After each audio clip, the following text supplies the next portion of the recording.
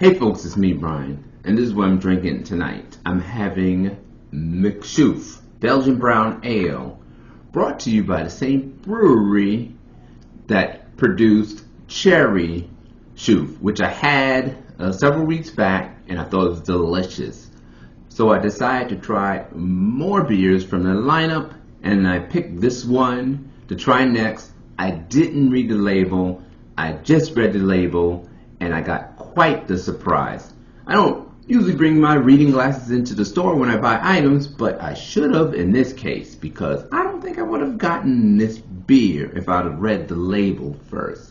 So let's get to that label, and bear with me. I'm going to unpack a lot of stuff. So, McChouffe is 8% alcohol by volume. It has the gnome, a gnome. They have other gnomes on other beers, and it has a description on the back. I'm gonna read it. It's McChouffe. Among the mythical characters living in fairyland, some are more unusual than others. Malcolm, for example, is different because of his accent and his kilt. When it comes to beer, his favorite is McChouffe. The delicious flavors of aniseed, licorice, and toffee tickle his taste buds. If you listen to him, he will boast of its ruby sparkle, its smooth bitterness, and its strong character, worthy of his native Scotland. Although robust, McChouffe gets down as easily as Le Chouffe. Now, if I would have known it had aniseed, licorice, and toffee as flavors, I would have never got it. Right? Those things are a little bit too bitter. I don't like licorice. But on top of that, there's this stereotypical gnome, Malcolm. And, you know, I didn't even notice at first. He's wearing a kilt, and he has a bagpipe, and then the other ones don't like him or think he's unusual because of his accent and kilt.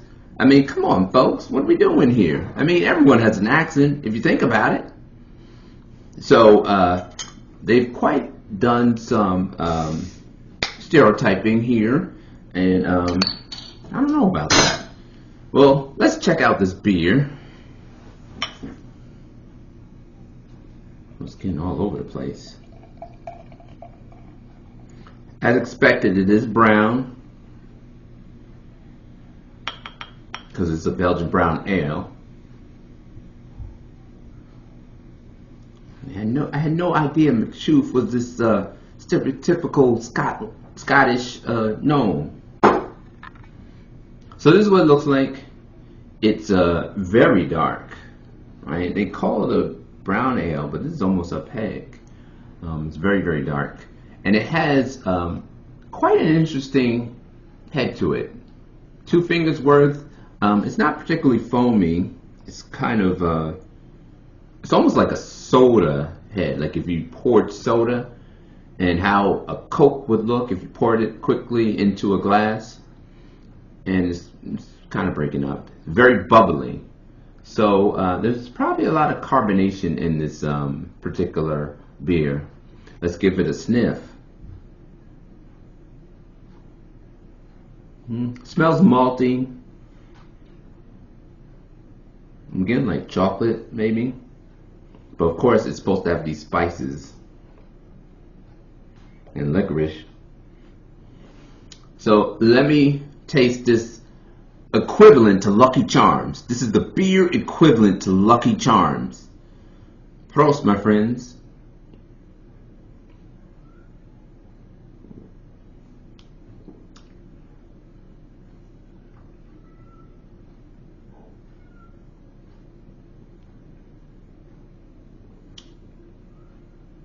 So yes, it is smooth. Now, I haven't had the Le Chouffe, so I don't know. They say it's as smooth as Le Chouffe. I don't know how smooth Le Chouffe is. That's the blonde version of blonde beer in their lineup. But it is smooth.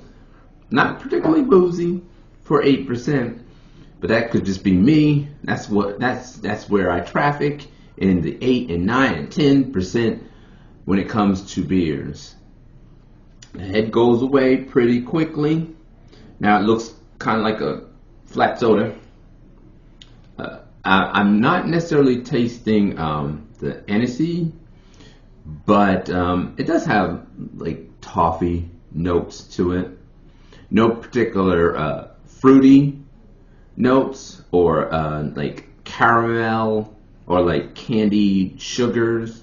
None of that's in here, but it does have a slight malt taste. It's not actually bitter on the back end.